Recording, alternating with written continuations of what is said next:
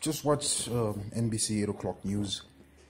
Watch the arguments that were given in the various analysts that came in and gave their opinion.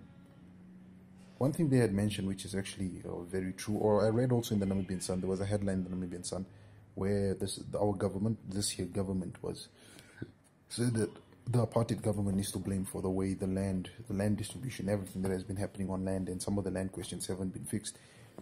So it's because of the apartheid government, which is true.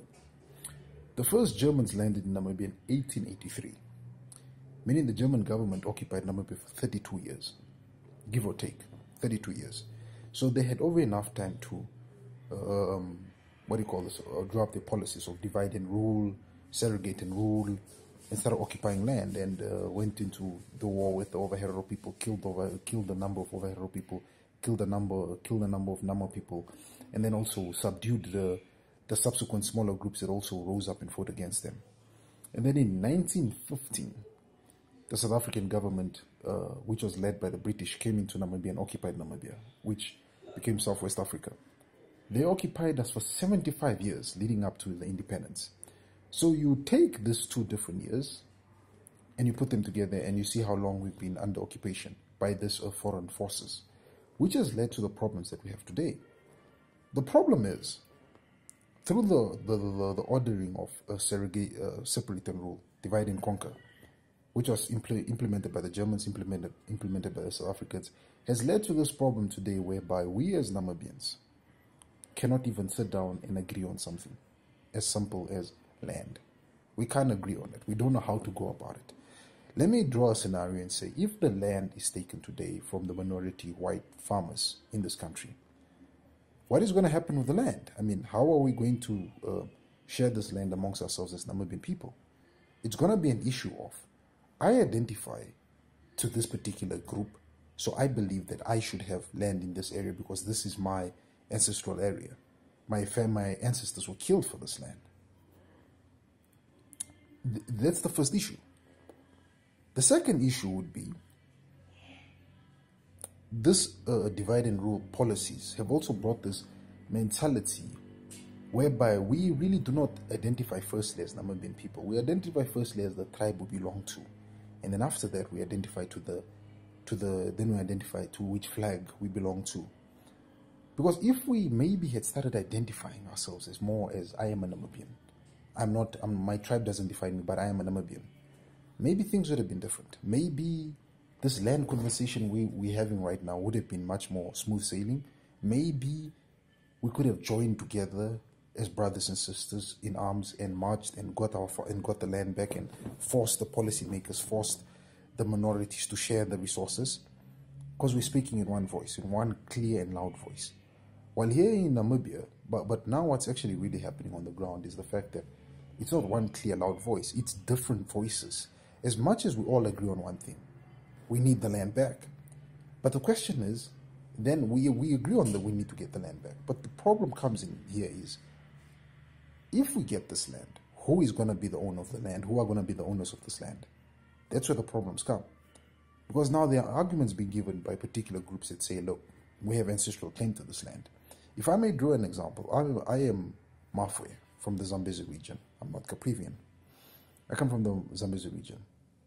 If I'm a chief up there, and let's say the red line didn't exist and commercial farms extended as far as the Zambezi region, meaning now all the land, the commercial farms that will be repossessed by the government and given to the locals, and the black people that own farms up there, I would tell them that, look, you need to pack up and leave. This is not your area. This is my people's area.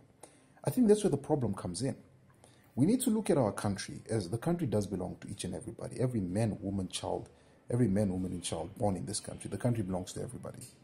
We need to be willing to share the resources amongst ourselves. Maybe if we can have such a unified voice by saying that if we are taking the farms, particularly those owned by foreign nationals that are South Africans and own farms here, or are Germans who are from Germany and own Germans who have German identity cards and have land here, the rich German people who have 10 farms here. If we can take those farms from these people and redistribute them equally amongst ourselves as Namibian people, not identifying what surname you carry, what language you speak, what mother tongue you are, or where your ancestral land is. As long as you are a Namibian individual, you should be allowed to own land everywhere. That's what our constitution says. But that's what it says on paper. It is not being implemented as such. Because if it was being implemented as such, I don't think we'd have these issues. Because if it was implemented as such, we would not have these issues of the various little groups that are being created now that are arguing for land and so forth, and people calling for ancestral land.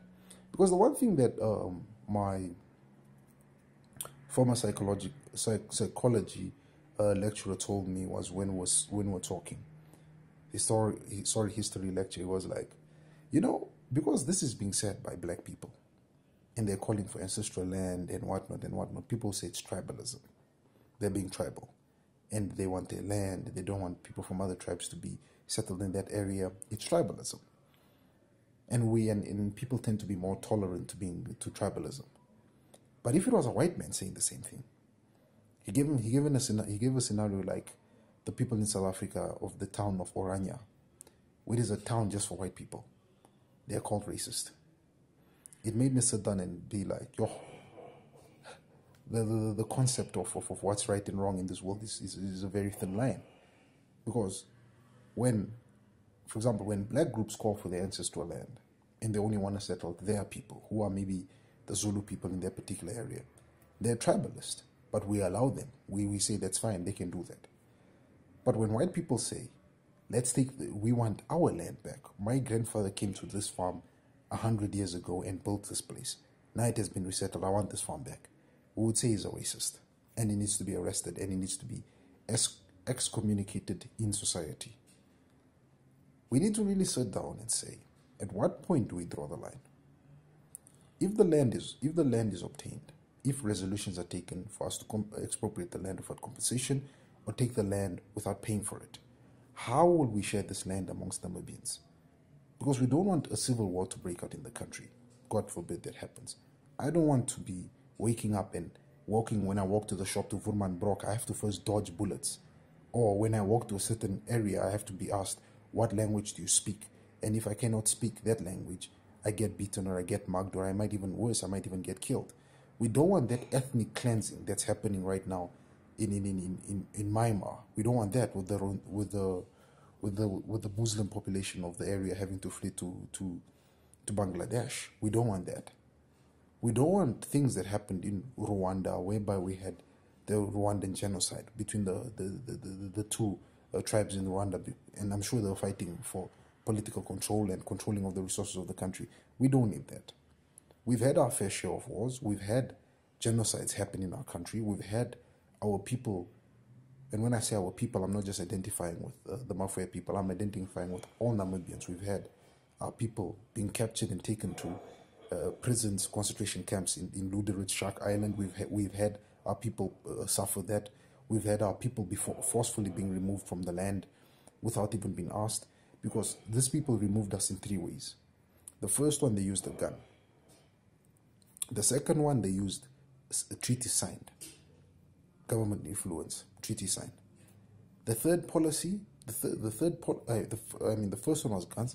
The second one, they gave us debt. Sorry, not treaty signed, they gave us debt.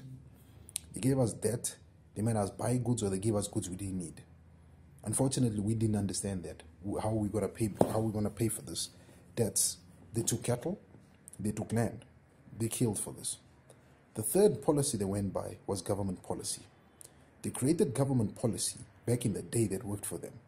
That meant that land was being forcefully taken from Namibian people and being given to the minorities. When these policies are being proposed today, these same exact groups, even in South Africa, a group such as AfriForum, wants to run to the UN and the US to go say, look, these people are violating international law.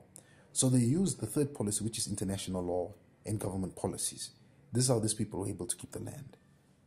I'm not saying that we should take up arms and fight these people, because we did fight. We had genocides, we had people being killed. Some of our relatives died in foreign countries. We have not yet gotten the bodies or the bones or the skeletons back to put into the grave. All I ask, as a person who was born in 1991 when the first land conference was held, is whatever policy is taken, it puts this issue to bed finally. That we can share the resources of this country equally. I do understand some of the frustration some people would have by saying that because we're not control of our own land. If you go to our regions, there's poverty. It is true. We need to come up with a holistic mentality of how can we really move our country forward. Things such as separating the country would not work. People calling for creating federal states in the country would not work. People in the Zambezi region attempted to annex Namibia the Caprivi from the Zambezi region, Caprivi from Namibia, and it never worked. So we don't need to have such conversation. We need to have forward-thinking and progressive conversation of how are we going to move forward as a Namibian nation. It'll be a damn shame. It'll be damn sad if we have to sit again in 2030 discussing land. In the year 2030, trying still to figure out who owns what and what land, how should we share the land amongst ourselves. It'll be a damn shame, and we have failed ourselves.